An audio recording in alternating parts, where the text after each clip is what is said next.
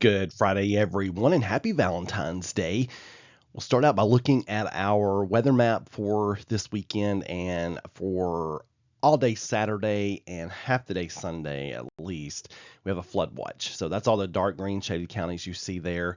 I'm stretching from North Mississippi all the way up to Southwest Pennsylvania.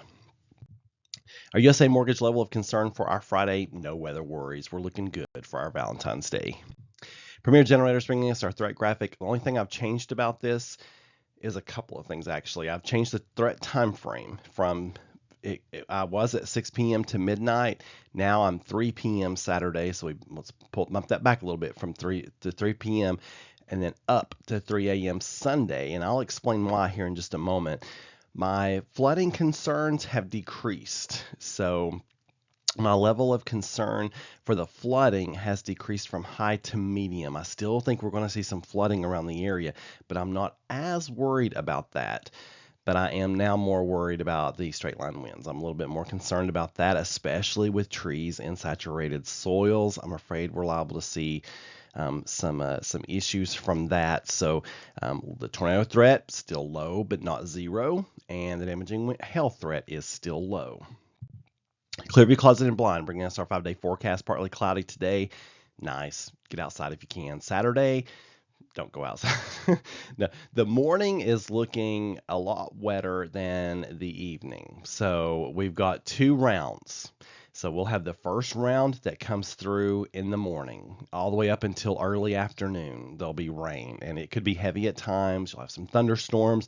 A couple of those storms could be strong, but I'm not expecting severe weather Saturday morning. I think it's just going to be too chilly and too stable for that, and with the rain moving in so early in the morning. Then we get a break in the afternoon into the early evening, and in that time frame, we'll be mindful of any isolated storms that develop. I think most of that, if not all of that, will stay well west of us, but it's something I'll be watching. Then we have a squall line that's going to come through after dark. And that's that pretty much 9 p.m. to 3 a.m. time frame is when we'll be watching for that squall line. And that's the one that could cause us some issues with downed trees. If that thing packs some high winds, that'd be interesting. So we don't want to see trees toppling in saturated soils. So that's the basic timeline thing for Saturday. So I'll be watching it all real close. Sunday, temperatures drop. The rain showers turn to snow showers. Probably not going to see any accumulation from that. If we do, it'll be very minimal.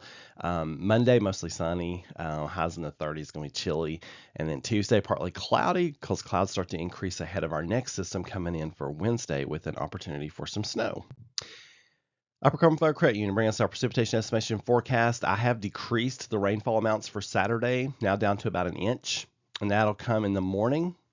And then the 1.25 inches for Sunday, that's basically with stuff along and just behind the squall line. So some very heavy rainfall with that. That could cause some flash flooding.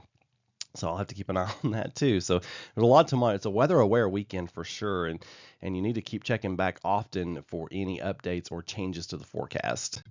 Weichert Realtors bringing us that extended forecast. Got that heavy rain thunderstorms this weekend. Snow on Sunday. Probably won't be problematic, but the bitter cold will be. Then you have a chance for snow Wednesday and Thursday of next week. Wednesday is with a system that's sliding along to our south. So it's got a little bit of Gulf moisture. So still looking, if I had to give a forecast amount at this time, which is, wading into the weeds, I'm still that 1 to 3 inch, something like that. So we're not looking at a blizzard or anything like that. We're looking at 1 to 3. Then Thursday, we have a reinforcing shot of cold air that I think could bring us another shot for some light snow. And then bitter cold air comes in for Friday, and I may have to highlight Saturday too. And then another system comes in the beginning of the next week, and that's a little bit more, that's really getting into the weeds when you get that far out, but could be another opportunity for either rain or snow. On this day in weather history, brought to us by Bramwell Brook Boutique. 2004, Dallas receives 3 inches of snow, wreaking havoc with Valentine's Day flower deliveries. The greatest snowfall since 1978 caused numerous traffic accidents, power outages, and flight cancellations at Dallas-Fort Worth International Airport. But yeah, wreaking havoc with Valentine's Day flower deliveries. 1960, the Crossville Airport reported 14 inches of snow cover on the ground. Yeah. Don't forget Twisters coming up a week from tonight. Palace Theater, 7 p.m., $5 tickets. F5 concession special, popcorn, candy, and a drink for only $5. And we're using that money to buy weather radios for folks who can't afford them. So mark your calendars. I'll see you there.